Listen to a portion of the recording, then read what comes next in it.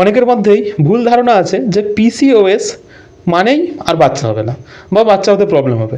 কারণ পিসিওএস অর্থাৎ polycystic ovarian syndrome, এটা এমন একটা সমস্যা যেই ক্ষেত্রে মেয়েদের ওভারিতে সিস্ট ফর্মেশন হয়। এই সিস্টের মধ্যে থেকে ওভামটা বাইরে বেরিয়ে আসতে বা ডিমটা বাইরে বেরিয়ে আসতে প্রবলেম হয়।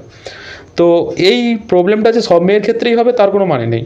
হয়তো কারো পিসিওএস আছে বাট তার ওভামটা বেরিয়ে চলে আসছে, তো সেই ক্ষেত্রে তার বাচ্চা হতে কোনোই প্রবলেম হবে না।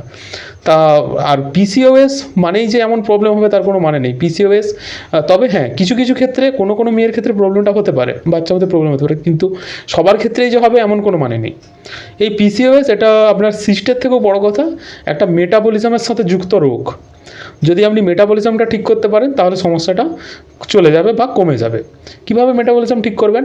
অ্যাক্টিভ লাইফস্টাইল মেনটেন করে, অর্থাৎ একটা হেলদি লাইফস্টাইল যেখানে আপনি ডেলি কিছু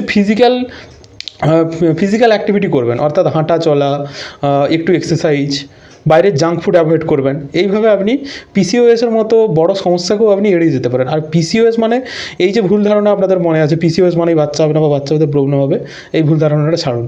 যদি ভিডিওটি ভালো লাগে তাহলে লাইক, কমেন্ট ও সাবস্ক্রাইব করতে ভুলবেন না।